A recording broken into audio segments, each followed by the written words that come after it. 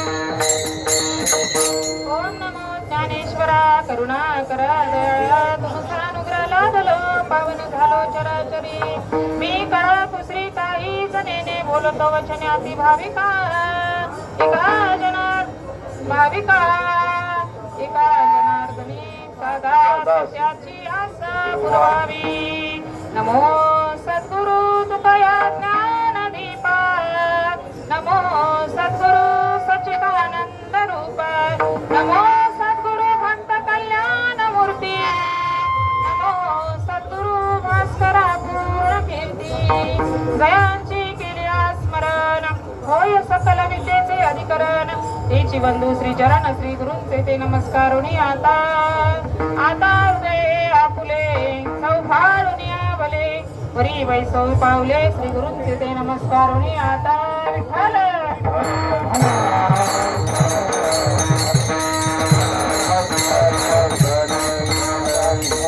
आवडे देवासी तो एका प्रकार नामाचा उच्चार रात्र दिवस तुळसी माळ गळा गोपी चंदन टिळा हृदय कडवळा वैष्णवांचा आषाढी कार्तिकी पंढरीची वारी आषाढी कार्तिकी पंढरीची वारी साधन निर्धारी आन नाही तुळसी माळ गळा गोपी चंदन टिळा हृदय कडवळा वैष्णवांचा प्रस्तुत प्राप्त प्रसंगी प्राप्त स्थळी कीर्तन रूपी सेवेकरिता घेतलेला अभंग महान असे भगवत भक्त शांतीचे सागर पैठण निवासी एकनाथ महाराज यांचा 4 चरणाचा देवाला काय आवडतं हे जीवाला सांगणारा अभंगाचा आपण कीर्तन सेवेकरिता घेतलेला आहे विठ्ठल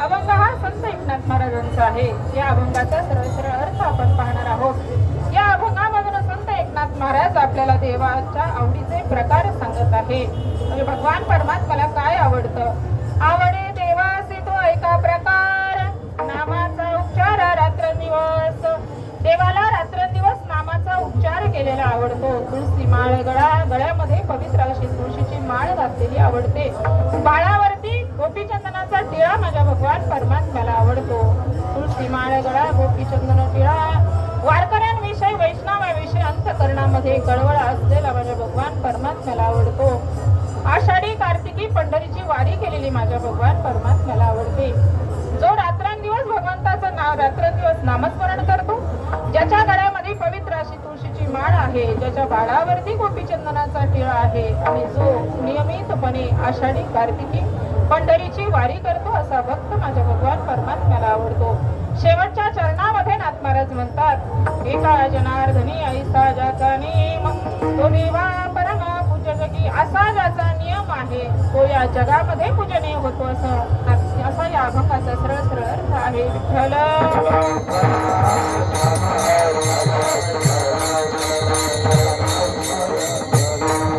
अभंगाला सुरुवात करण्या अगोदर परिहार द्यायचा तो असा की आज आपण आषाढी एकादशीच्या पवित्र पावनभूमीमध्ये या चंद्रभागेच्या वाळवंटामध्ये पायी तीर्थयात्रा करत चालत आलेलो आहे पायी तीर्थयात्रा मुखी हरिनाम नामाचा उच्चार करत आपण श्री क्षेत्र माठ आणि श्री क्षेत्र पंढरपूर पर्यंत आपण तीर्थयात्रा केलेली आहे या भूमीमध्ये मला कीर्तन करण्याची जी संधी दिली ते म्हणजे आपल्या गावचे दादा असतील नाना असतील रमेश भाऊ असतील किंवा सुनील भाऊ असेल शिवाजी सर्वांच्या सहकार्याने माझ्याकडे आलेली ही कीर्तन रूपी सेवा आहे गेले आपल्यासोबत 8-10 दिवसापासून जे महाराज मंडळी चालत आलेले आहेत त्यांचं देखील माझ्यावरती अगदी मुलीप्रमाणे प्रेम असल्या कारणाने त्यांचा देखील आग्रह होता की काही तुम्ही कीर्तन करावं आणि त्यांच्याच आशीर्वादामुळे मला या ठिकाणी उभं राहण्याचं बळ शक्ती प्रेरणा जे काही मला या मंडळीमुळे मला भेटलेली आहे सर्वांच्या चरणावरती मी नतमस्तक होते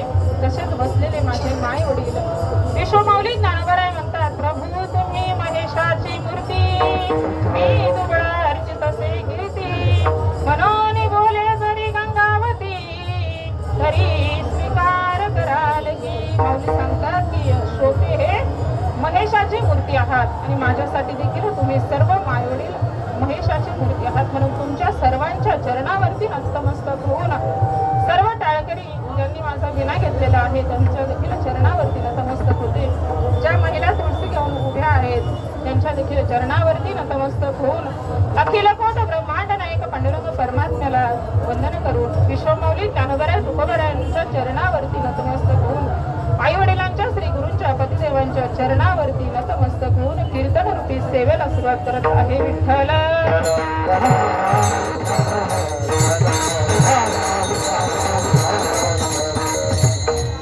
आवडे देवासी तो ऐका प्रकार, नामाचा उच्चार रात्र दिवस. अभंग हा संत एकनाथ महाराजांचा आहे बरं का. नाथ महाराज या अभंगामधून काय सांगतात, भगवान परमात्म्याला काय आवडतं बघा.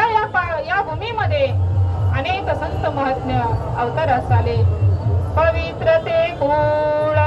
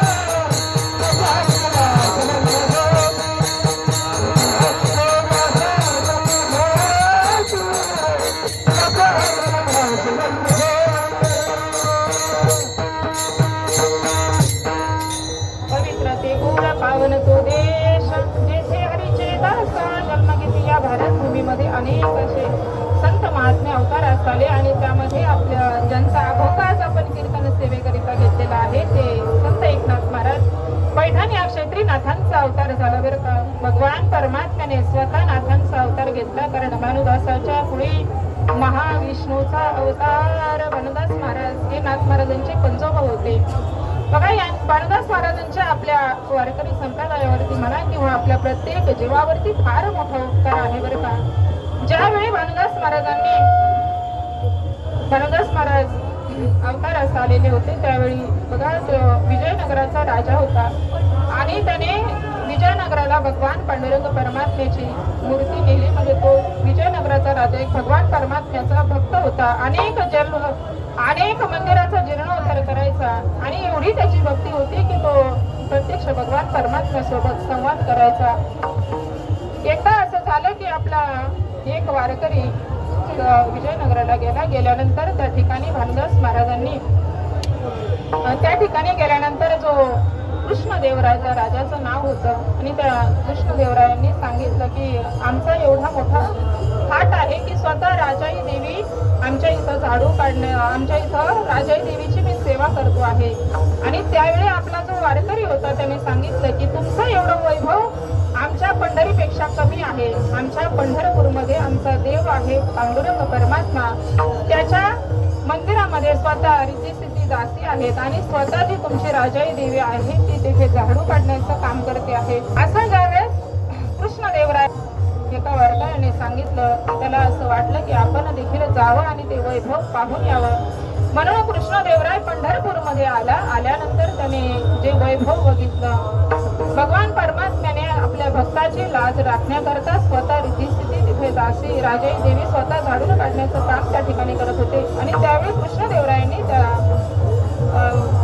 याला विचारलं की देवीला विचारलं आणि त्यावेळी देवीने सांगितलं की याचं वैभव फार मोठं आहे. विठ्ठला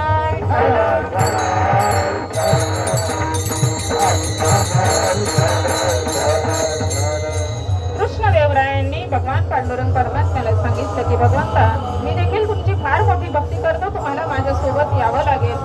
आणि भगवान परमात्मा हा फक्त भावाचा केलेला आहे, त्याला दुसरं काही लागत नाही. ज्यावेळेस त्याने भाव आणि अंतकरणामधून सांगितलं त्यावेळी भगवान परमात्म्याने सांगितलं की मी तुमच्या बरोबर येईल, परंतु मला माझी एक अट आहे. कुठली अट आहे? त्यावेळी भगवंताने त्यांना सांगितलं की माझ्या वारकऱ्यांचा, माझ्या भक्ताचा तू अपमान करायचा नाही. जे माझे भक्त आहेत त्याचा तुम्ही अपमान करायचा नाही. आणि ज्यावेळी तुम्ही त्यांचा अपमान करताल, त्यांना काही बोलताल, त्यावेळी त्याच क्षणावरून मी तुमच्या तिथं राहणार नाही. असं वचन कृष्णदेवरायांना दिलं आणि कृष्णदेवरायांनी ते केलं आणि कृष्णदेवराय भगवान पांडुरंग परमात्म्याची मूर्ती विजयनगराला घेऊन गेले. त्या ठिकाणी मोठ्या महालामध्ये भगवंताला ठेवलं आणि अशीच आषाढी एकादशी पुढे आल्यानंतर अनेक वारकरी मंडळी भगवान परमात्म्याच्या दर्शन करता आली ना. ज्याप्रमाणे एखाद्या देहामध्ये ना आत्मा निघून जातो, त्याप्रमाणे ही पंढरी सुनी सुनी झाली. आज आपण पाहतो आहे की हा सोहळा लाखो वारकरी पायी तीर्थयात्रा करत या ठिकाणी आलेले आहे. पंढरी ही दुमदुमलेली आहे. विठ्ठल विठ्ठल गजरी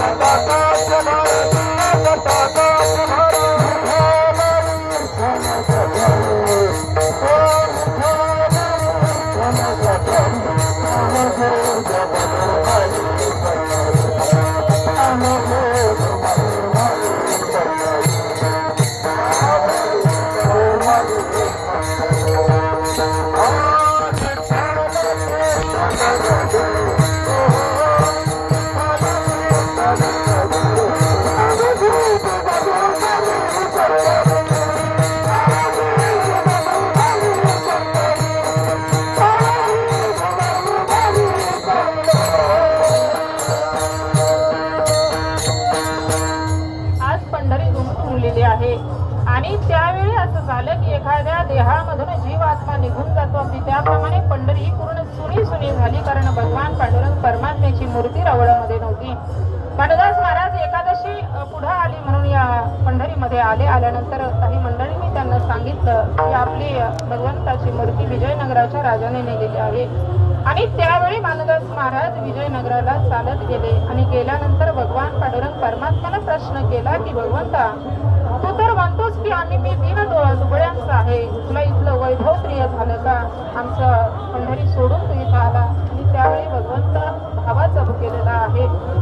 भगवान परमात्मा कसा आहे बरं का? भगवान परमात्मा हा चतुर आहे. कारण आपल्या भक्ताकरता तो चतुराई करत असतो. चतुरा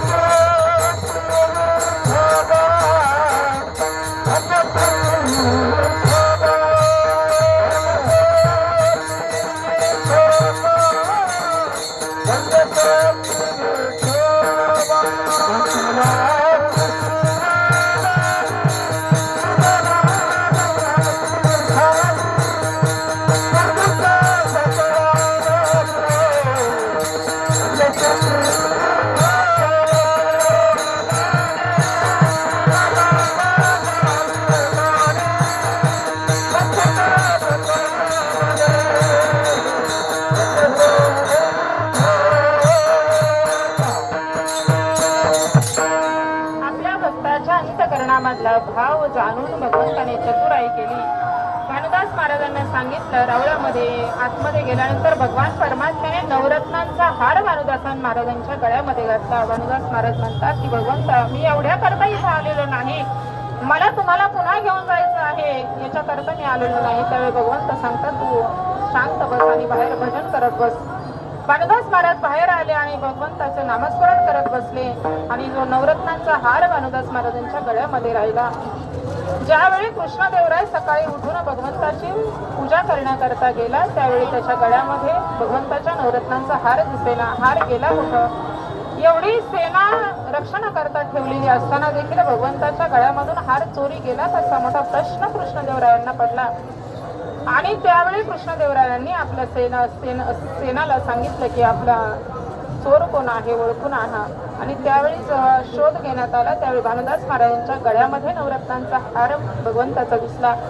भानुदास महाराजांना महालामध्ये उभं करण्यात आलं आणि सांगितलं, एवढी हिंमत झाली की भगवंताचा हार तुम्ही चोरला, तुम्हाला आता मोठी शिक्षा भोगावी लागेल.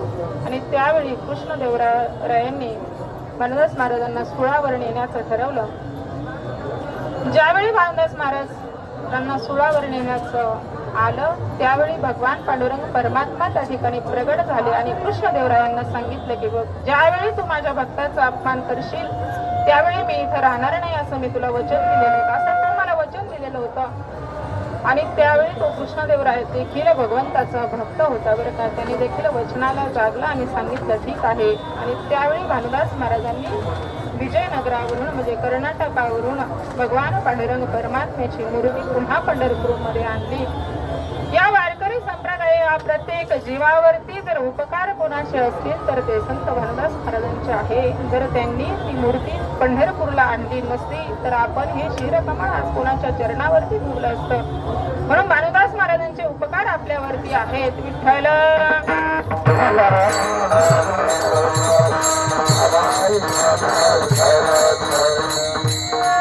एवढे उपकार भानुदास महाराजांचे भगवान परमात्म्यावरती झाले. आणि भगवान परमात्म्याने भानुदास महाराजांना प्रश्न केला की काय पाहिजे. भक्त कसे असतात. भानुदास महाराजांनी भगवंताला सांगितलं, भगवंता मला काही नको, फक्त माझ्या कुळामध्ये तुम्ही अवतार घ्यावा.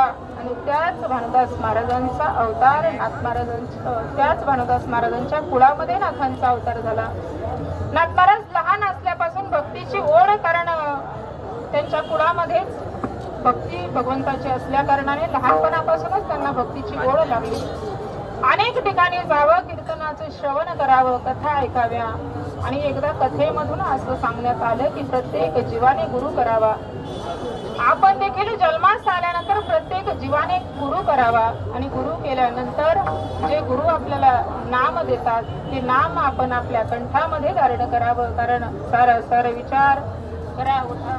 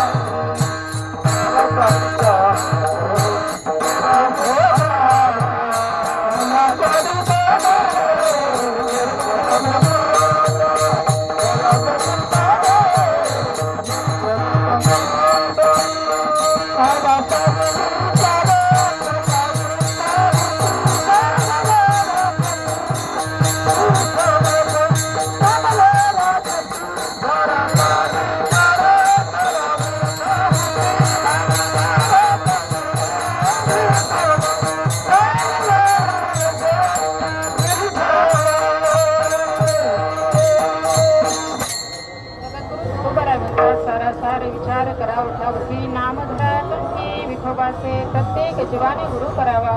आणि आपल्या कंठामध्ये भगवान परमात्म्याचं नाम धारण करावं. आणि ज्यावेळी नाथ महाराजांना असं कथेच्या माध्यमातून असं समजलं की आपण देखील गुरु करावा, म्हणून गुरूंचा शोध घेण्याकरता नाथ महाराज घरामधून बाहेर पडले. आई वडील लहानपणीच नाथांचे सोडून गेले. आजी आजोबांनी नाथांचा सांभाळ केला. आणि गुरूंचा शोध घेण्याकरता देवगिरी किल्ल्यावरती नाथ महाराज गेले. गुरूंच्या सानिध्यात नाथ महाराज लहानाचे मोठे झाले. गुरूंच्या आज्ञेने पुन्हा पैठण या क्षेत्री आले, विवाह केला आणि प्रत्येक संतामध्ये नाथ महाराज हे श्रीमंत संत आहेत असं म्हणून ओळखले जातात. पुन्हा पण विवाह केला आणि पैठण या क्षेत्री नाथ महाराज राहू लागले. विठ्ठला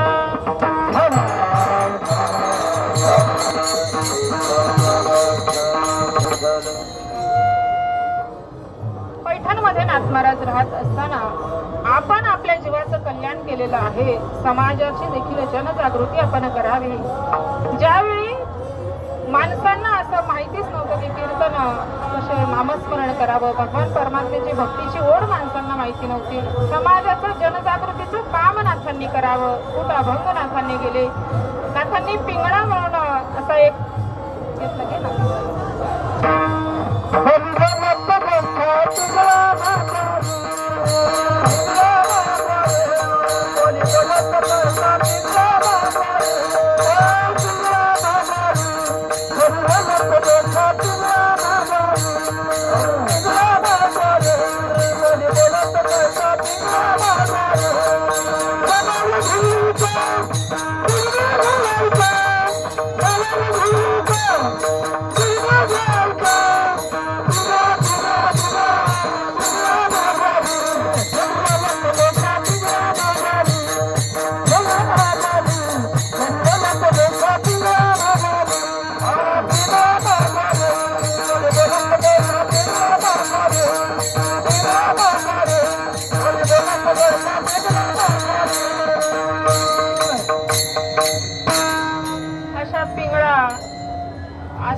पद्धतीने खूप अभंग म्हणा भारुड नाथांनी केले. कारण काय व्हायचं, अशा पद्धतीने जर समाज जनजागृती नाथांच्या हातून होऊ लागली, अशा पद्धतीने जर समाजाला पटवून दिलं तर त्यांना भक्तीची ओढ लागू लागली आणि प्रत्येक जीव भगवंताचे नामस्मरण त्या ठिकाणी करू लागले.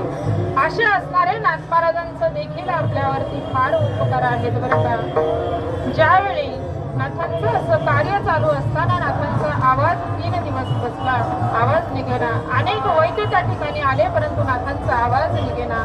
काय झालं असेल, काय करावं, मोठा प्रश्न पडला. आणि विश्वमाऊली ज्ञानोबरायांनी नाथ महाराजांच्या स्वप्नामध्ये माऊली गेले. कारण विश्वमाऊली ज्ञानोबरायांना 300-350 वर्ष समाधी घेऊन देखील समाज नाथांना विश्वमाऊली ज्ञानोबरायांना विसरून गेलेला होता. ज्या विश्वमाऊली ज्ञानोबरायांनी गीतेच्या आधारे ज्ञानेश्वरी असा पवित्र ग्रंथ आपल्या करता निर्माण केला, त्या ज्ञानेश्वरीचा विसर समाजाला पडला. विश्वमाऊली ज्ञानोबरायांचा विसर समाजाला पडला. माऊली नाथांच्या स्वप्नामध्ये गेले आणि सांगितलं की मी आळंदी या क्षेत्री समाधी घेतलेली आहे. माझ्या कंठाला अजान वृक्षाची मुळी लागलेली आहे आणि ती कंठाची मुळी दूर करण्याकरता तुम्हाला यावं लागेल. दुसऱ्या दिवशी ज्यावेळी नाथ महाराजांना जाग आली, मोठा प्रश्न पडला. कारण पैठण आणि आळंदी जर आता आपण बघितलं तर भरपूर अंतर आहे. आळंदी शोधायची कुठं, आळंदीच मुळात कुठं आहे हेच नाथांना माहिती नव्हतं. ज्याप्रमाणे आपण आषाढी एकादशी आली की आपण जसं सर्व सामुग्री घेऊन पंढरपूर या क्षेत्री निघतो, अगदी त्याचप्रमाणे नाथांनी काय केलं, आपला सर्व शिष्य मंडळी जमा केले आणि आळंदीचा शोध घेण्याकरता नाथ महाराज घराबाहेर पडले. माऊलींची समाधी शोधायची, आळंदी शोधायची आणि मुक्काम करत करत नाथ महाराज आळंदीपर्यंत येऊन पोहोचले. चंद्रभागा इंद्रायणीच्या पलीकडे त्यांचं शिष्य मंडळी राहिली आणि नाथ महाराज एकटेच त्या आता जिथं सिद्धेश्वराचं मंदिर आहे त्या परिसरामध्ये नाथ महाराज आले. माऊलींची समाधी शोधायची कुठं, कशी, असा मोठा प्रश्न नाथांना पडला. कारण त्या ठिकाणी संपूर्ण पालापाचोळा पडलेला होता. अनेक छोट्या छोट्या समाध्या त्या ठिकाणी होत्या. मोठा प्रश्न पडला की माऊलींची समाधी आता शोधायची कशी. नाथ महाराजांनी काय केलं, पुन्हा ध्यानस्थ म्हणजे नामस्मरण करत एका आता ज्या ठिकाणी आपण पिंपळाच्या झाडाखाली नाथ महाराजांच्या आळंदीमध्ये पादुका आहेत. आता 2016 साली त्या ठिकाणी नाथांची मूर्तीची स्थापना केलेली आहे.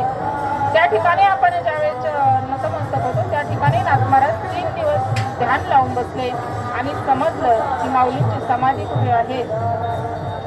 अनेक संतांपैकी नाथ महाराज असे एकच संत होऊन गेले की ती माऊलींच्या समाधीमध्ये गेले. गेल्यानंतर विश्वमाऊली ज्ञानोबरायांनी नाथांना सांगितलं, अजान वृक्षाची मुळी माझ्या कंठास लागलं हे फक्त एक निमित्त आहे. खरं कारण काय आहे, तर जी ज्ञानेश्वरी मी निर्माण केलेली आहे त्या ज्ञानेश्वरीमध्ये समाजाने स्वतःच्या ओव्या घातलेल्या आहेत. त्याचा बदल समाजाने केलेला आहे, त्याचा तुला जीर्णोद्धार करायचा आहे. आणि ज्याप्रमाणे विश्वमौली ज्ञानोबरायांनी नेवासा या ठिकाणी सच्चिदानंद बाबांना ज्ञानेश्वरी माऊलींनी सांगितली आणि सच्चिदानंद बाबांनी ती ज्ञानेश्वरी लिहिली, अगदी त्याचप्रमाणे पुन्हा माऊलींनी नाथ महाराजांना सांगितले. नाथ महाराजांनी ती दुरुस्त करण्याचं काम नाथांनी केलेलं आहे. एवढंच नाही तर विश्व माऊलींचा जो आपण समाधीचा चौथरा आहे त्या चौथऱ्यावरती आपण नतमस्तक होतो, तो चौथरा बांधण्याचं काम नाथांनी केलेलं आहे. आतमधला गाभारा देखील नाथांनी केलेला आहे. एवढंच केलं नाही तर आपले शिष्यमंडळी देखील तिथं माऊलींच्या सेवेकरिता ठेवलेले आहेत. मग या जीवावरती आपल्यावरती जर उपकार कोणाचे असतील तर ते भानुदास महाराजांचे आहे. त्यांनी जर विजयनगरावरून भगवान पांडुरंग परमात्म्याची मूर्ती जर आज पंढरपूरला आणली नसती तर आपलं चरण आपण कोणाच्या, आपलं शिरकमळ आपण कोणाच्या चरणावरती ठेवलं असतं.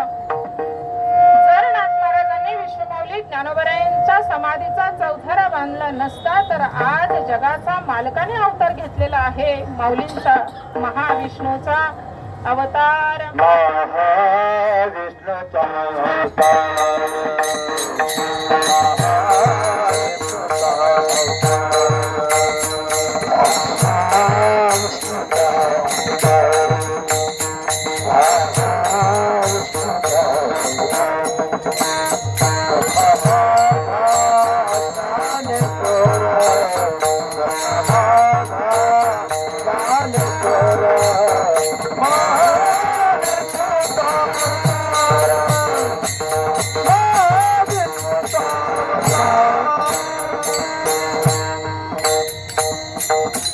महाविष्णूचा अवतार सखा माझा ज्ञानेश्वर भगवान परमात्म्याने अवतार घेतलेला आहे.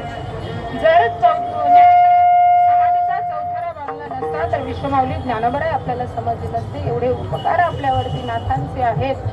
आणि असे असणारे नाथ महाराज त्यांना भगवान परमात्म्याला काय आवडतं हे माहिती नसेल का? अभंगाचं प्रथम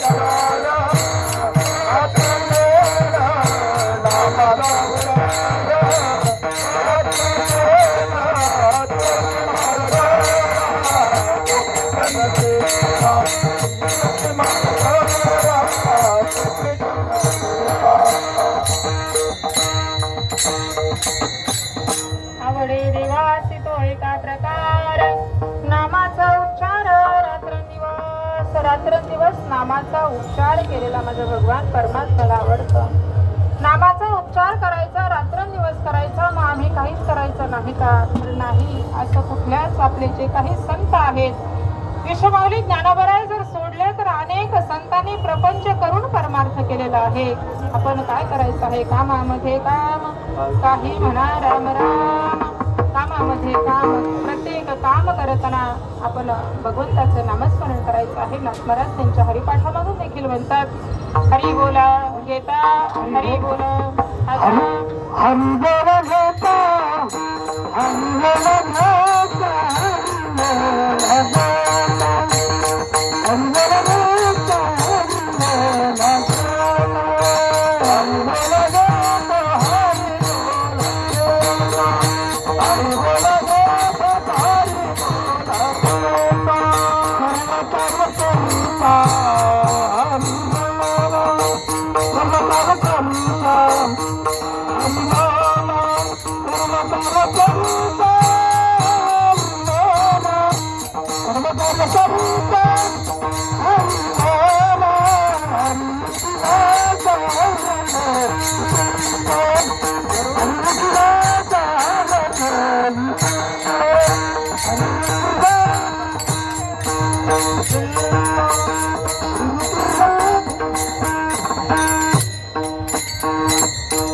हरी बोला खाता, हरी बोला घेता, हसता खेळता उठता बैसता, हरी बोला.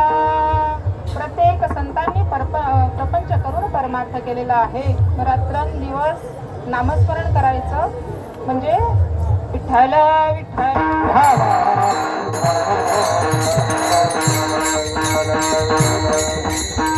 भगवान परमात्म्याला एखादा योगी प्रिय नाही बरं का. भगवान परमात्म्याला एखादा साधू प्रिय नाही. कारण साधूचं सोपं आहे, प्रपंच करायचा नाही, फक्त नामस्मरण करायचं. एखाद्या योग्याचं सोपं आहे, एखाद्या जंगलामध्ये जायचं, भगवान परमात्म्याचं नामस्मरण करायचं, हे सोपं आहे. परंतु प्रपंच करून परमार्थ करणं अवघड आहे. बघा, एकदा नारद मुनीने भगवान परमात्म्याला प्रश्न केला की भगवंता, माझ्याशिवाय तुला दुसरं कोणी प्रिय नसेल, कारण मी काय करतो आहे. नारद मुनी रात्रंदिवस भगवंताचं नामस्मरण करतात. नारायण नारायण नारायण नारायण, रात्रंदिवस भगवंताचं नामस्मरण करतात. भगवंता, तुला माझ्याशिवाय दुसरं कोणी प्रिय नसेल. आणि त्यावेळी भगवान परमात्म्याने नारद मुनींना सांगितलं की नारदा, मला तुझ्यापेक्षा माझा एक भक्त आहे मिथिला नगरामध्ये, तो शेती करतो आहे, तो मला जास्त प्रिय आहे. आणि त्यावेळी नारद मुनींना मोठा प्रश्न पडला की माझ्यापेक्षा भगवंताला एखादा शेतकरी प्रिय आहे. आणि त्याचा शोध घ्यावा म्हणून नारद मुनी मिथिला नगरामध्ये आले. आल्यानंतर बघतात तर जो शेतकरी होता, नुकतेच पेरणीचे दिवस आलेले होते. आता देखील आपण सर्व पेरणी करून या ठिकाणी आलेलो आहोत. नुकतेच पेरणीचे दिवस होते. त्याने काय केलं, धान्य घेतलं आणि शेतामध्ये गेला. भगवान परमात्म्याला सांगितलं, भगवंता, पेरायचं माझं काम आहे, उगवण्याची शक्ती जर कोणाचा असेल तर ती तुझ्यामध्ये आहे, धान्य चांगलं उगू दे. फक्त त्याच वेळी भगवंताचं त्याने सांगितलं, भगवंता, पेरायचं माझ्या हातामध्ये आहे, उगवायचं कसं उगवायचं हे तुझ्या हातामध्ये आहे.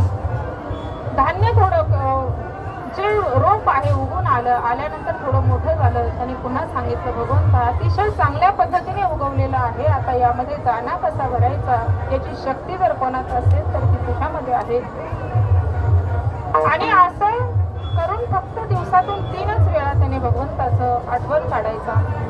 आणि त्यावेळी नारद मुनींना मोठा प्रश्न पडला की भगवंता, मी तुझं रात्रंदिवस नामस्मरण करतो, तुला जो भक्त प्रिय आहे तो फक्त 3च वेळा तुझ्या दिवसातून आठवण काढतो, मग प्रिय कसा. पुन्हा भगवंताकडे गेले आणि भगवंताला सांगितलं, भगवंता, हा अन्याय आहे, मी तुमचा कणभर देखील तुम्हाला विसरत नाही, तरी देखील माझ्यापेक्षा प्रिय तुम्हाला ते आहेत. त्यावेळी भगवान परमात्म्याने नारद मुनींना सांगितलं, नारदा, एक तांब्याचा लोटा भरून नारदांच्या हातामध्ये भगवंताने दिला आणि सांगितलं की हा लोटा गच्च भरलेला आहे पाण्याने, आणि हा लोटा घेऊन तू संपूर्ण पृथ्वीला प्रदक्षिणा घालून यायची. नारद मुनी म्हणतात, सोपं आहे, काहीच अवघड नाही भगवंता. जो तांब्याचा लोटा नारद मुनींनी त्याच्या हातामध्ये दिला आणि सांगितलं, एक थेंब देखील खाली पडला नाही पाहिजे. आणि त्यावेळी नारद मुनी प्रदक्षिणा घालण्याकरता निघाले. संपूर्ण पृथ्वीची प्रदक्षिणा नारद मुनींनी घातली आणि एकही थेंब खाली पडू दिला नाही. आणि भगवंताकडे आले. भगवंताला सांगितलं, भगवंता, बघा, एक देखील थेंब मी खाली पडून दिला नाही. आणि त्यावेळी भगवान परमात्म्याने नारद मुनींना प्रश्न केला की ज्यावेळी तुम्ही पृथ्वीची प्रदक्षिणा घालीत होते त्यावेळी तुम्ही मला किती वेळा आठवण काढली, किंवा तुम्ही माझी किती वेळा आठवण काढली. आणि त्यावेळी नारद मुनींना समजलं की ज्यावेळी मी संपूर्ण पृथ्वीला प्रदक्षिणा घालत होतो त्यावेळी भगवंत मला एकदाही आठवले नाही. कारण संपूर्ण लक्ष कशामध्ये होतं, तर त्या कशामध्ये होतं, बोला, तांब्यामध्ये होतं. म्हणून भगवान परमात्म्याला एखादा योगी प्रिय नाही, त्याचं सोपं आहे. परंतु प्रपंच करून परमार्थ करणं अवघड आहे. आणि प्रपंच करून जो परमार्थ करतो तो भक्त माझ्या भगवान परमात्म्याला प्रिय होतो. अशा भक्तांनी जर अभंगाचं तृतीय चरण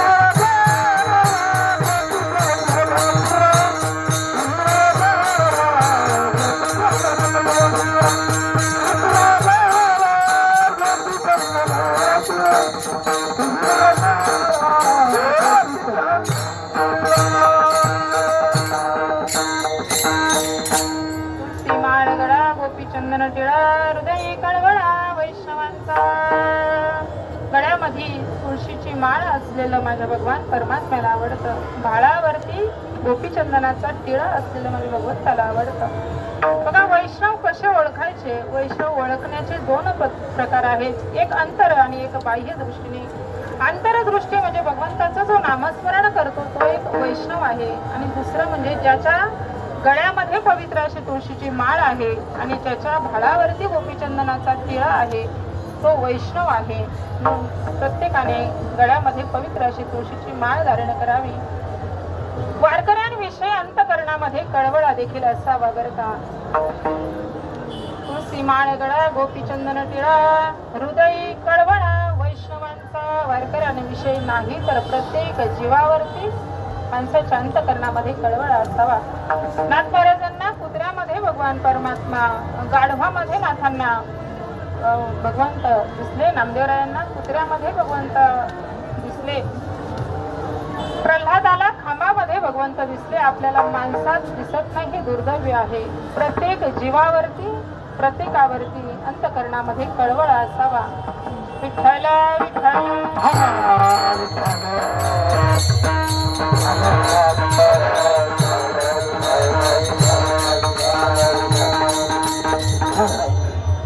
अंतकरणामध्ये वारकऱ्यांविषयी, जीवाविषयी कळवळा असावा.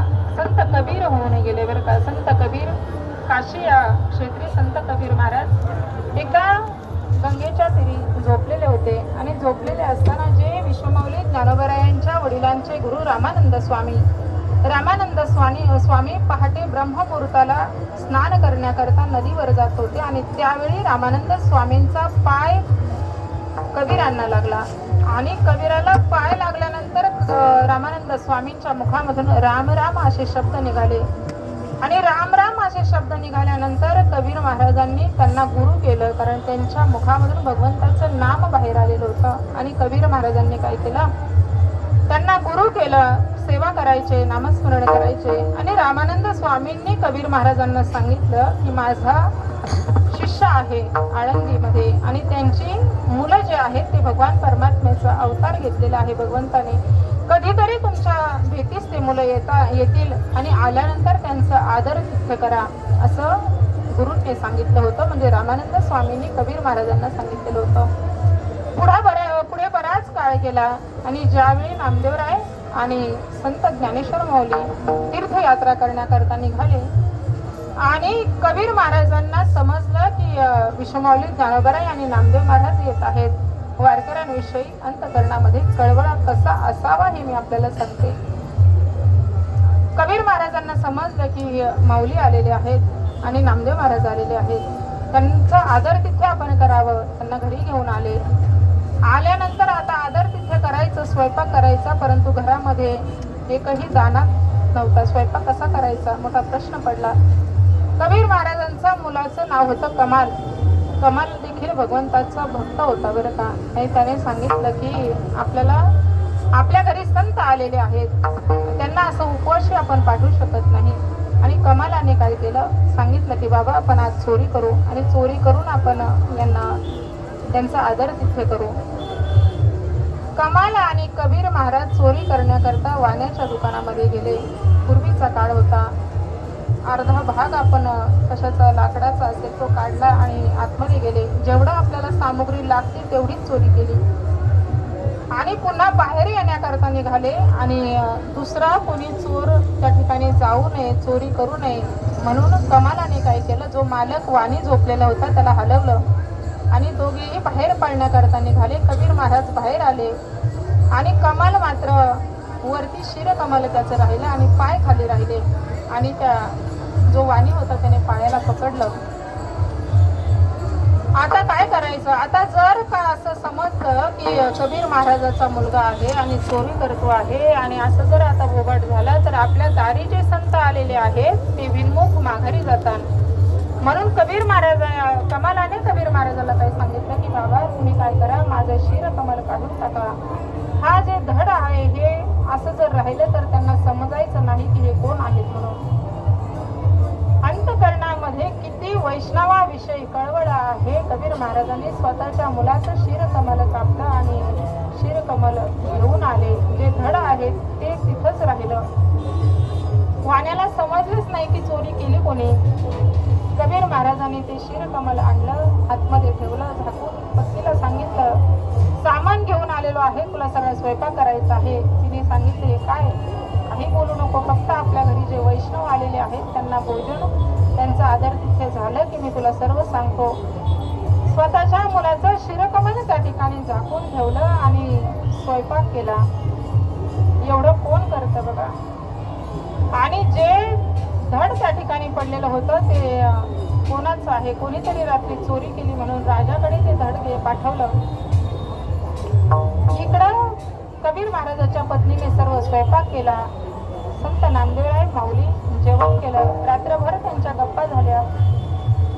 आणि जे दुसऱ्या दिवशी जे धड आहे ते धड आता माहिती नाही कोणाचं आहे, पण त्याला आपण शिक्षा द्यावी म्हणून तिथं सुळावरती नेण्यात आलं. आणि ज्यावेळी माऊली आणि नामदेवराय दुसऱ्या दिवशी पुन्हा पुढचा प्रवास करण्याकरता निघाले, त्यावेळी जे धड होतं ते असं लटकवलेलं होतं. आणि त्या धडाने वैष्णवांना, वारकऱ्यांना म्हणजे संतांना नमस्कार केला. शिरकमल नसलेल्या धडाने त्यांना नमस्कार केला. आणि नमस्कार केल्यानंतर माऊलींना समजलं की हा कोणी सामान्य जीव नाही. कबीर महाराजांना विचारण्यात आलं की कबीरा कोण आहे? कबीर महाराज म्हणतात, असेल कोणतरी तुमचा भक्त. नाही म्हणे, तुम्ही सांगा मला. हा कोणी सामान्य नाही, कारण शिरकमल नसताना देखील धडाने आम्हाला दंडवत घातलेला आहे. आणि त्यावेळी कबीर महाराजांनी सर्व प्रकार सांगितला. विश्वमाऊली ज्ञानोबराय आहे, ते जगाची माऊली आहे. धड खाली घेतला, शिरकमल घेऊन आलं आणि कमालाला पुन्हा माऊलींनी उठवलं. विठ्ठल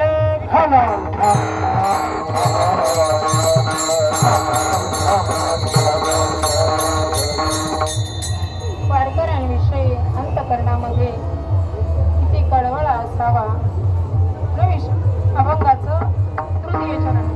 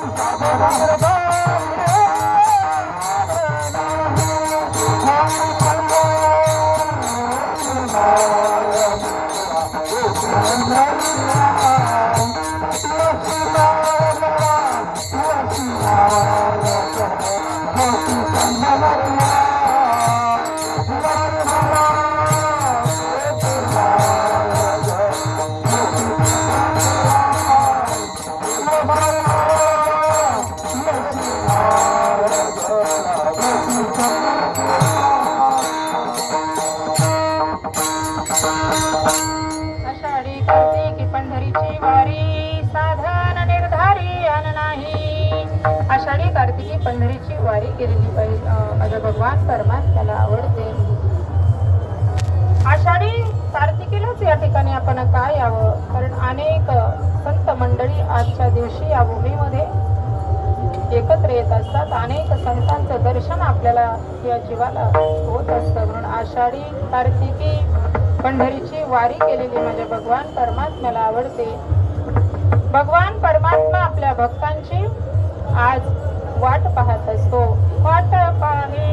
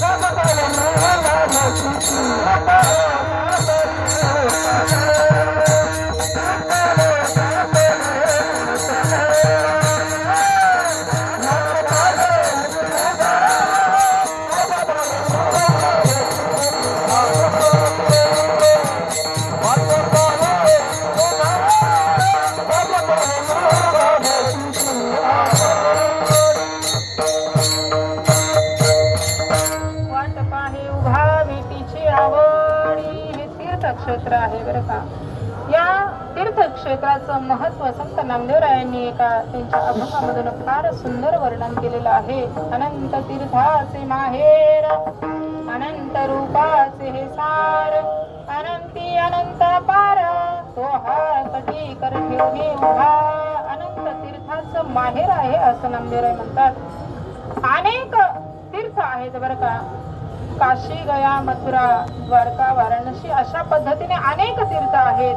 अनंत तीर्थाचं, सर्व तीर्थांचं हे पंढरपूर हे काय आहे तर हे माहेर आहे. आणि अनेक रूप भगवान परमात्म्याचे आहे. कृष्ण अवतार, वराह, नरसिंह, मत्स्य, कुर्म अशा पद्धतीने अनेक भगवान परमात्म्याने अवतार घेतलेले आहे. आणि या सर्व अवतारांचं एकरूप होऊन जे रूप भगवंताने आता या ठिकाणी धारण केलेलं आहे, हे रूप काय आहे? अनेक रूपाचं हे काय आहे? सार आहे. अनंती अनंत आहे बरं का. त्याची गणती आपण करू शकत नाही. आकाश आहे, त्याला जर मोजायचं म्हटलं तर आपण त्याचं मोजमाप होऊ शकत नाही, कारण ते काय आहे? अनंत आहे. एखादा समुद्र आहे, त्याचं जर आपण मोजमाप करायचं म्हटलं, त्याचं जर आपण मोजायचं म्हटलं तर त्याचं मूल्य आपण मोजू शकत नाही, कारण ते काय आहे? अनंत आहे. अनंती अनंत आहे. आणि हे भगवान परमात्म्याचं रूप कसं आहे, त्याचं मूल्य आपण मोजू शकत नाही, कारण ते काय आहे? अनंती अनंत आहे. तो हा कटी कर ठेवून उभा आहे. या रूपामध्ये भगवान परमात्म्याने आपले हात कुठे ठेवलेले आहे तर कटेवरती हात ठेवलेले आहे. या रूपामध्ये कटी कर ठेवून उभा. अनंत तीर्थाचं माहेर आहे असं नामदेवराय म्हणतात. माहेर म्हणजे काय? माहेर म्हणजे प्रेम, माहेर म्हणजे माया, माहेर म्हणजे आपलेपणा, माहेर म्हणजे आधार. या माहेरामध्ये आपण आलेलो आहोत.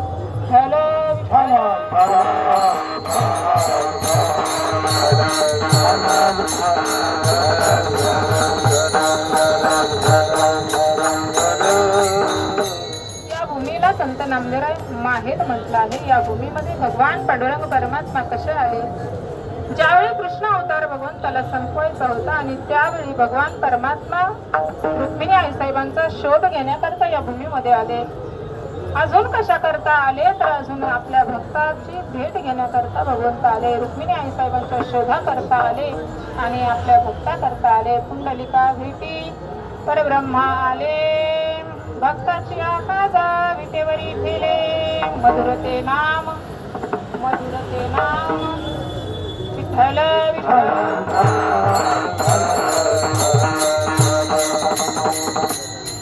परब्रह्म पुंडलिका भेटी परब्रह्मा आले. पुंडलिकरायांच्या भेटी करता भगवान परमात्मा आले. असा एवढी त्यांनी भक्ती केलेली होती का? त्याच्यासाठी जो जगदीश्वर आहे, परमेश्वर आहे, त्याच्या सत्तेने झाडाचं पान देखील हलत नाही असा असणारा भगवान परमात्मा पुंडलिकासाठी या भूमीमध्ये आले. कोण होता असा भगवान परमात्म्याचा भक्त? एवढी त्यांनी भक्ती केलेली होती का? तो जो भक्त पुंडलिकराय होता तो या पंढरपूरमध्ये त्याचा जन्म झालेला होता. त्याच्या आधीच्या जन्मामध्ये तो एक राजा होता. विठ्ठल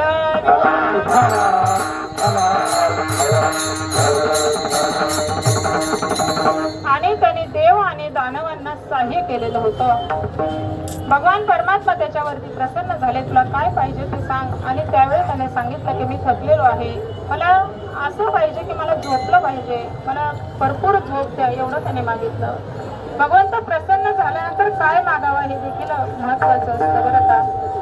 एका गुहेमध्ये तो झोपला आणि ज्यावेळी कृष्ण अवतारामध्ये भगवान परमात्मा काल्यवन नावाचा राक्षस जो आहे तो भगवान परमात्म्याला लढाई करण्याकरता ललकारी देऊ लागला, युद्ध करण्याकरता ललकारी देऊ लागला.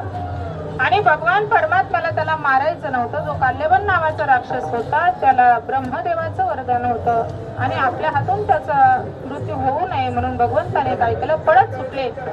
पळत गेले, असे गेले जसे त्या गुहेमध्ये गेले. तो जो ज्या ठिकाणी तो राजा झोपलेला होता त्याने असं वरदान मागितलं होतं की जर मला कोणी उठवलं तर मी तो जागीच भस्म होईल, असं वरदान भगवंताकडून मागून घेतलेलं होतं. आणि भगवान श्रीकृष्ण पळत गेले. गेल्यानंतर आपल्या अंगावरील शेला त्याच्या अंगावरती टाकला आणि तो काल्यवन नावाचा राक्षस आला. त्याला वाटलं भगवंत आपल्याला बघून झोपले का काय, म्हणून त्याने त्याच्या अंगावरचा शेला काढल्यानंतर याला जाग आली, याला उठवलं.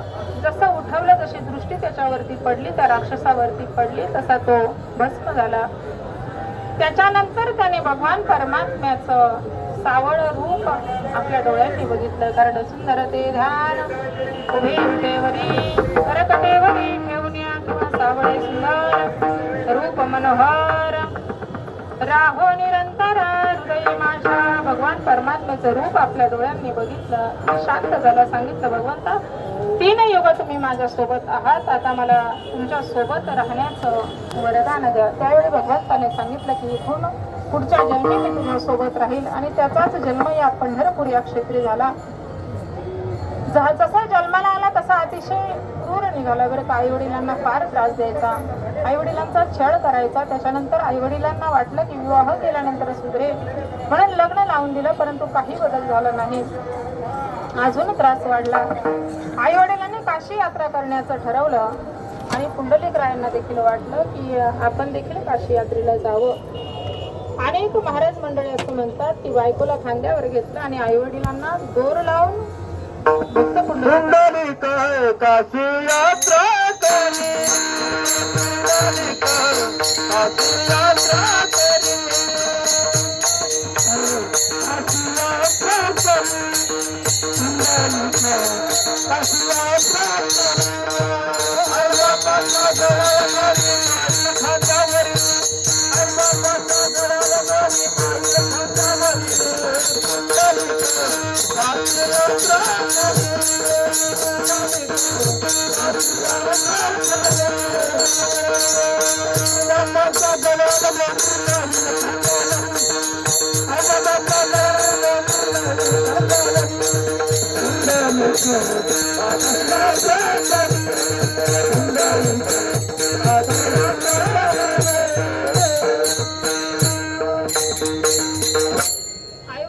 घेऊन निघाला. बायकोला खांद्यावरती घेतली आणि जसं मुक्कामाचं ठिकाण आलं त्या ठिकाणी मुक्कामाला थांबला. बायकोचं शिरकमल आपल्या मांडीवरती घेतलं, कारण तिला झोपली तर कोणी उठू नये म्हणून तो स्वतः जागा राहिला. सर्व मंडळी झोपी गेले. पहाटे ब्रह्ममुहूर्ताला ज्यावेळी ज्या ठिकाणी ते मुक्कामाला राहिले होते ते कुकुट स्वामींचं आश्रम होतं आणि त्या आश्रमाच्या आश्रयाला ते राहिलेले होते. पहाटे ब्रह्ममुहूर्ताच्या वेळी त्या ठिकाणी 3 स्त्रिया आल्या. ज्या स्त्रिया आल्या त्यांच्या अंगामधून अतिशय दुर्गंधी येऊ लागली, अतिशय दिसायला देखील फार क्रूर होत्या. पुंडलिकराय फक्त बघत राहिला. त्या स्त्रिया आल्या, त्या ठिकाणी आश्रम जो होता त्या आश्रमाची साफसफाई केली, झाडून घेतलं, सडा टाकला, रांगोळी घातली आणि आतमध्ये कुकुट स्वामींचं दर्शन घेण्याकरता गेल्या. दर्शन घेऊन जशा बाहेर आल्या तसा पूर्ण लख प्रकाश त्यांच्यामध्ये निघू लागला. अतिशय तेज त्यांच्यामध्ये आलं, अतिशय सुगंध त्यांच्या अंगामधून येऊ लागला. पुंडलिकरायांना मोठा प्रश्न पडला. एकटेच जागे होते की असं काय चमत्कार झाला की एवढ्या दुर्गंध त्यांच्यामधून येत असताना फक्त दर्शन घेऊन बाहेर आल्या तर एवढं मोठं तेज त्यांच्यामध्ये प्रकट झालं. मोठा प्रश्न पडला. बायकोचं शिरकमळ खाली ठेवलं आणि आतमध्ये गेला, त्यांच्याकडे गेला आणि त्या 3 स्त्रियांना पुंडलिकायांनी विचारलं की कोण आहात तुम्ही? आणि त्यावेळी त्या स्त्रियांनी सांगितलं की आम्ही नद्या आहोत, गंगा यमुना सरस्वती, आम्ही नद्या आहोत. तुझ्यासारखी पापी लोक येतात, आई वडिलांची जी सेवा करत नाही, अतिशय पाप करतात आणि ज्यावेळी तुझ्यासारखी पापी लोक आमच्यामध्ये येऊन स्नान करतात आणि स्नान केल्यानंतर जे आमच्यामध्ये अशी दुर्गंधी येते आणि त्याला आम्ही शुद्ध करण्याकरता या ठिकाणी येतो आणि कुकुट स्वामींचे दर्शन घेतल्यानंतर आम्ही पुन्हा पूर्ववत होतो आणि आमच्या कार्याकरता आम्ही निघून जातो. त्यावेळी पुंडलिकरायांना मोठा प्रश्न पडला की कुकुट स्वामी असं काय करत असतील. जाऊन आतमध्ये बघतात तर जे कुकुट स्वामी होते त्यांनी काय केलेलं होतं, स्वतःच्या आई वडिलांना जोडीमध्ये ठेवलेलं होतं आणि जी आपली शेंडी असते ती शेंडीला दोर लावलेली होती, का तर आई वडिलांच्या सेवेमध्ये थोडाही खंड पडू नये.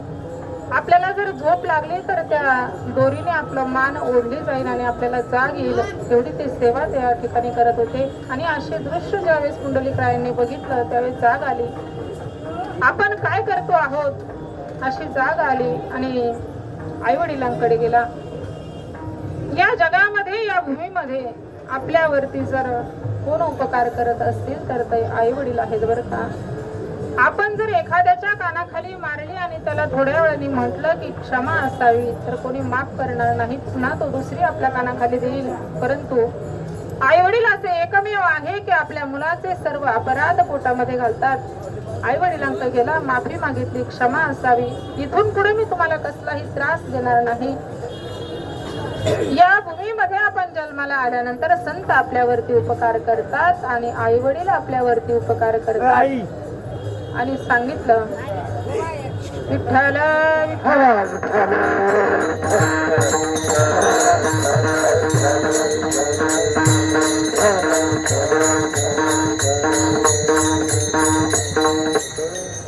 एवढी आई वडिलांची सेवा केली की आई वडिलांना पुन्हा पंढरपूर या क्षेत्री घेऊन आला. एक आश्रम पर्णकुटी बांधली, त्यामध्ये आई वडील ठेवले. एवढी सेवा करू लागले की जो जगदीश्वर आहे, या जगाचा मालक आहे, त्याला या भूमीमध्ये यावं लागलं. भगवान परमात्मा त्या ठिकाणी आले. पुंडलिकरायांची एवढी भक्ती चाललेली, आई वडिलांची एवढी सेवा चाललेली होती, तो भगवंत या ठिकाणी आले तरी देखील पुंडलिकरायांनी बघितलं नाही. एक वीट त्या ठिकाणी होती आणि ती वीट पुंडलिकरायांनी फेकली आणि त्या विटेवरती जो जगदीश्वर आहे, आजही आपण पाहतो तर भगवान परमात्मा त्या विटेवरती उभे आहेत. युगे 28 होऊन गेले तरी देखील भगवान परमात्मा आजही त्या विटेवरती उभा आहे. आणि आषाढी कार्तिकीलाच भगवान परमात्मा आपल्याला का बोलवतात, आषाढी कार्तिकी विसरू नका मज सांगत असे गोगा पांडुरंग. आषाढी कार्तिकीला मला विसरू नका असं भगवान परमात्मा सांगतात.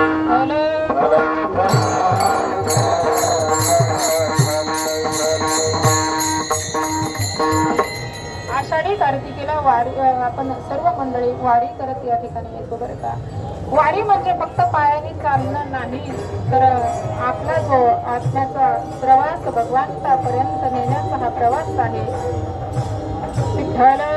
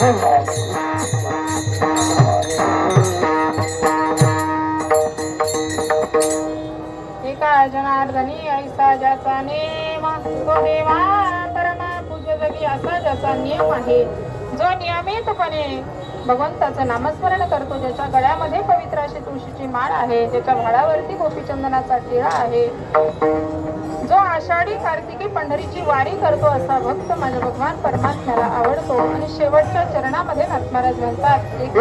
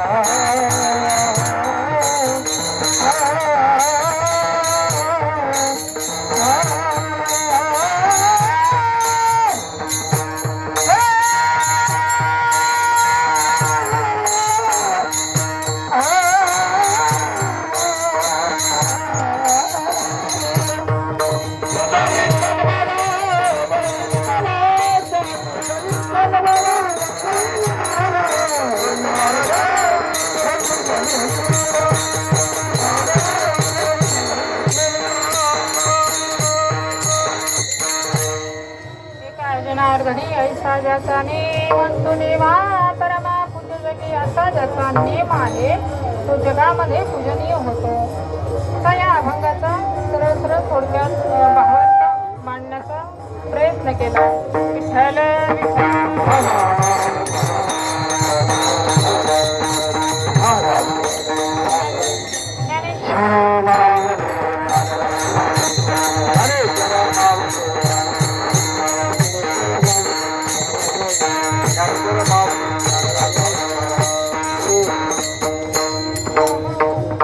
झालेली सेवा भगवान पांडुरंग परमात्म्याच्या चरणावरती समर्पित करते. विश्वमावी ज्ञानगळ्या चरणावरती समर्पित करते. बोलण्याच्या अवघामध्ये कोणाच्या अंतकरणाला काही दुःख झाले असेल तर ते माझ्या बुद्धीचा दोष म्हणून माझे मला परत ठेवा. आणि इथून जाताना बघा आपण संत सेना महाराज होऊन गेले बरं का. सेना महाराजांनी काय केलं, एकदा वारीसाठी आले आणि वारीसाठी आल्यानंतर चंद्रभागेमध्ये स्नान केलं. स्नान केल्यानंतर सेना महाराजांनी तिथला एक दगड घेतला आणि घरी गेले. चंद्रभागेमधला दगड घेऊन घरी गेले. घरी गेल्यानंतर भगवान परमात्म्याने सेना महाराजांनी विचारलं की भगवंता माझी वारी व्यवस्थित झाली ना. त्यावेळी भगवान परमात्मा त्याला म्हणतात की तू वारीला गेला पण कशा करता गेला, काहीतरी आणण्याकरता गेला, तू काहीतरी आणलेला आहे. आणि त्यावेळी सेना महाराज म्हणतात हा मी दगड आणला म्हणे. पुन्हा सेना महाराज आले. कशा करता आले? तो दगड पुन्हा चंद्रभागेत सोडण्याकरता आले. पुन्हा सेना महाराज आले. आल्यानंतर तो दगड पुन्हा चंद्रभागेत सोडला आणि पुन्हा गेले. पुन्हा गेल्यानंतर सेना महाराजांनी भगवंताला विचारलं की भगवंता, माझी वारी आता तरी व्यवस्थित झाली ना? तर त्यावेळी भगवान परमात्मा म्हणतात की आता तू कशा करता गेला होता? तर पुन्हा तो दगड सोडण्याकरता गेला होता. मग इथून जाताना आपण काय घेऊन गेलो पाहिजे बरं का? इथून जाताना हा परपंचामधला नेणं आता सर्वांनी आणलंय तर राहू द्या, तर साहित्य. परंतु इथून जाताना आपण सोबत काय नेलं पाहिजे? या भूमीमध्ये इथपर्यंत आलं ना आपण फार पुण्यवान आहात. फार आपल्या जीवाचा उद्धार झाल्याशिवाय राहणार नाही. जगदीश्वर आहे. या चालण्याचे उपकार तो फेडल्याशिवाय राहणार नाही. इथून जाताना आपण आपल्या कंठामध्ये भगवंताचं नाम धारण करा. आपण काम करत असताना काही स्वयंपाक करताना भगवंताचं नामस्मरण करा. शेतामध्ये गेल्यानंतर भगवंताचं नामस्मरण करा. नामस्मरण केल्यानंतर जर तुम्ही म्हणता ना आमचा काय फायदा होणार आहे, तर जो 84 लक्ष योनी जन्ममरणाचा फेरा आहे, जो 84 लक्ष योनी जन्ममरणाच्या फेऱ्यामधून आपली सुटका होणार आहे. पुढचा जन्म आपल्याला चांगला म्हणजे पुढच्या जन्माला यायचंच नाही असा विचार करायचा, एवढं नामस्मरण करायचं. कारण हा जीव आत्मा जो आहे तो भगवान परमात्म्याचा अंश आहे. हा अंश एखादा समुद्र आहे आणि त्या समुद्रामधून एखादा थेंब आपण बाजूला काढतो. जो थेंब आहे तो आपला जीव अंश आहे आणि तो थेंब आपण काय करतो, पुन्हा जर समुद्रामध्ये टाकला तर तो त्याच्यामध्ये विलीन होतो. अगदी तशी अवस्था आपल्या या जीवाची झाली पाहिजे. पुन्हा जन्माला जर यायचं नसेल तर एकमेव साधन आपल्याला सर्व संतांनी सांगितलेलं आहे, फक्त नामाशिवाय दुसरं गत्यंतर नाही. म्हणून प्रत्येकाने जर काही नाही केलं तरी आपल्या कंठामध्ये भगवंताचं नाम धारण करा आणि एवढंच घेऊन जर गेला तर पुढच्या वर्षी आज तसं अतिशय चांगल्या पद्धतीने हरिपाठ खेळा. अजून आनंद तुम्हाला पुढच्या वर्षी भेटल्याशिवाय राहणार नाही. मला या आपल्या भैरवनाथ पायदिंडी सोहळ्याचं मी खरोखर मनापासून ऋणी राहील की एकदाच वारी केली बरं का. वारी ज्यावेळेस मी पहिल्यांदा 2 वर्ष झाली ना, पहिलं 2 वर्ष झाली वारी ज्यावेळेस केली त्यावेळेस असं कधीही मला वाटलं नव्हतं की मी कीर्तनकार होईल किंवा मी प्रवचन सांगेल.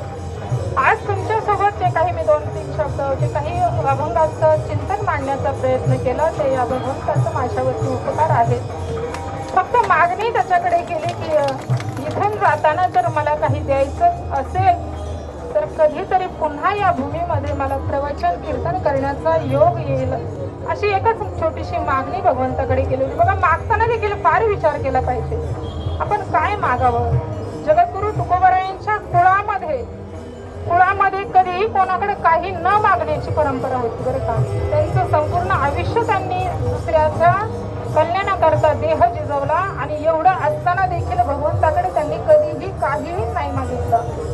काही मागणे आम्हा अनुचित वडिलांची रीत त्यांच्या कुळामध्ये भगवंताकडे काही, आपण देखील प्रपंचामधल्या भगवंताकडे कधी काही मागायचं नाही. जर मागायचंच असेल तर जाताना भगवंताला सांगा, भगवंता तुझं आम्हाला दुसरं काही नको, आमच्या कंठामध्ये तुझं नाम सतत राहू दे. एवढंच जरी तुम्ही केलं तर तुमच्या जीवाचं कल्याण झाल्याशिवाय राहणार नाही. या ठिकाणी बोलण्याचं थोडंसं धाडस केलं. गेल्या वर्षी प्रवचन मी थोडक्यात मांडण्याचा प्रयत्न केला. बघा, सगळेच आपली मंडळी आहेत त्याच्यामुळं थोडंसं कीर्तनकारावरती जरा थोडंसं दडपण असतं, कारण सगळे ओळखणारे मंडळी असतात. बाहेर कुठं करायचं म्हटलं तर बिंदास मी कोणाला बोलू शकते किंवा चांगल्या पद्धतीने अजून करू शकते, परंतु आपल्याच लोकांमध्ये जर करायचं म्हटलं तर थोडंसं दडपण येतं. अभंगाचा थोडासा सरळ सरळ भावार्थ मांडण्याचा प्रयत्न केला.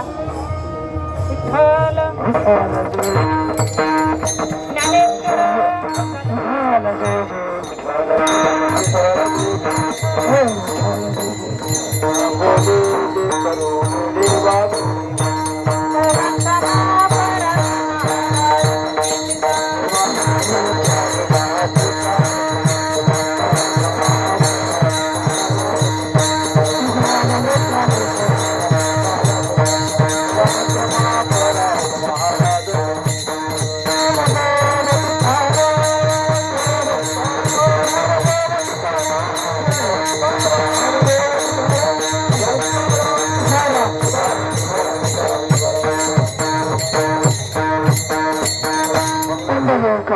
विठ्ठल श्री ज्ञानदेव